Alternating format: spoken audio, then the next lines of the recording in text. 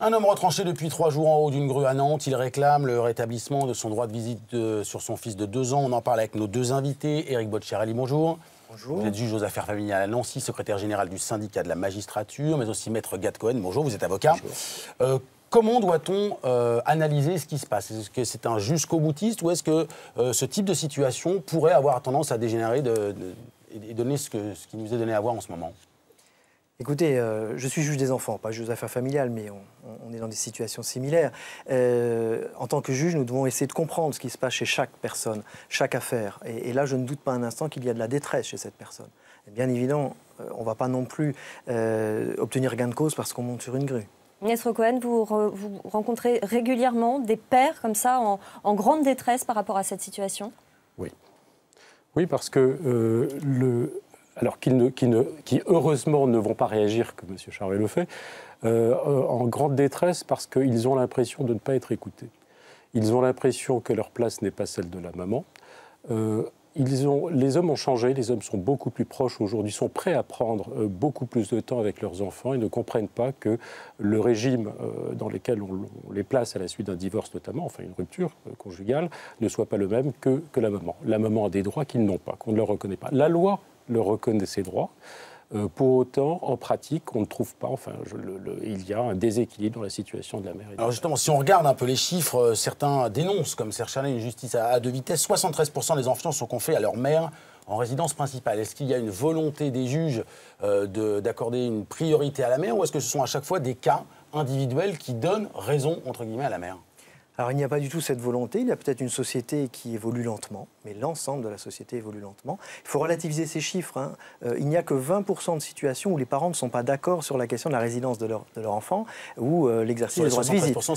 Voilà, donc le plus souvent effectivement il y a accord. Mais il y a ces situations qu'il faut absolument prendre en compte, où il n'y a pas accord, il y a même conflits qui peuvent durer. Et là, c'est l'intérêt de l'enfant qui est en cause. Et la justice, malheureusement, est en difficulté pour faire face à ces situations très compliquées. Il faudrait beaucoup plus de temps pour la justice, entendre l'enfant dans des conditions correctes, permettre aux juges des affaires familiales d'avoir des temps d'audience, de faire un travail et non pas d'être dans une productivité.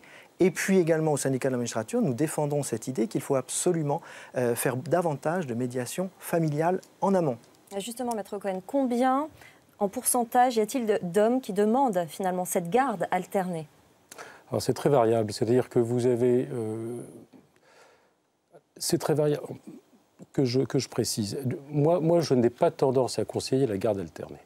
Vous avez des hommes qui sont prêts à le faire, vous avez des hommes qui sont prêts à demander parfois donc, à avoir la garde principale de l'enfant. La garde alternée, c'est quelque chose qui peut être mal vécu par les enfants. Là aussi, donc, je rejoins parfaitement monsieur, c'est-à-dire qu'il faut prendre le temps. Il faut laisser le temps au temps, il faut discuter avec les magistrats. Il y a toute une kyrielle d'intervenants avec qui on pourrait discuter de ça. Vous avez notamment des enquêteurs sociaux et vous avez effectivement le principe de la médiation. On peut en parler. On ne laisse pas. On ne prend pas le temps de ce débat. Vous avez des pères et des mères qui sont parfaitement d'accord d'emblée sur tout. Les choses peuvent se régler très rapidement. Et puis vous avez des conflits, donc notamment dans le cadre d'un divorce, un conflit qui n'en finit pas.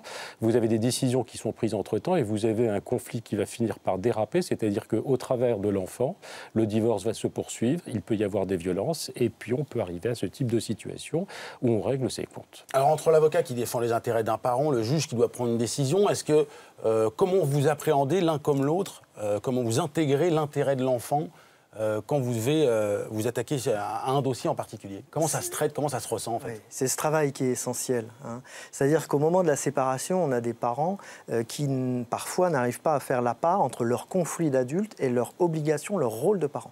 Donc la justice doit essayer de les amener à ça, et c'est pour ça que je parle de médiation familiale. Ces gens-là sont très souvent de bonne foi. Simplement, ils ne se rendent pas compte qu'ils prennent leur enfant en otage et que ça va avoir des conséquences gravissimes pour le développement de cet enfant. Nous avons de plus en plus de telles situations à gérer dans les cabinets de juges des enfants. Il faut absolument qu'on amène ces gens à discuter, à comprendre l'intérêt de leur enfant en amont. La justice ne peut pas tout faire seule. Maître Cohen? Je suis parfaitement d'accord. Alors moi, en tant qu'avocat, je fais la part des choses. Vous avez le problème qui est à régler entre les parents. cas d'une rupture, et puis vous avez le problème de l'enfant. Il faut faire comprendre, quand on a les deux parents comme clients, vous savez que ça peut se faire dans un cadre amiable. Comme pour les divorces. Tout à fait. Alors, bon, là, on peut leur expliquer à tous les deux. Quand ça se passe de manière un peu plus conflictuelle, il faut faire comprendre que le problème de l'enfant se règle séparément. On règle le problème du couple et ensuite le problème de l'enfant. Et l'enfant, bien entendu, c'est primordial. Je veux dire que c'est parce que à la suite du divorce, vous avez ensuite des années entre les parents à passer précisément leur qualité de parents, et il faut absolument que le débat, enfin que la relation se poursuive entre eux, quand bien même le divorce aurait été conflictuel, dans l'intérêt de l'enfant. Merci beaucoup, messieurs, d'avoir apporté vos lumières sur ce sujet extrêmement compliqué. On va retrouver Fanny, elle aussi, elle va nous éclairer, c'est le soleil, c'est la météo.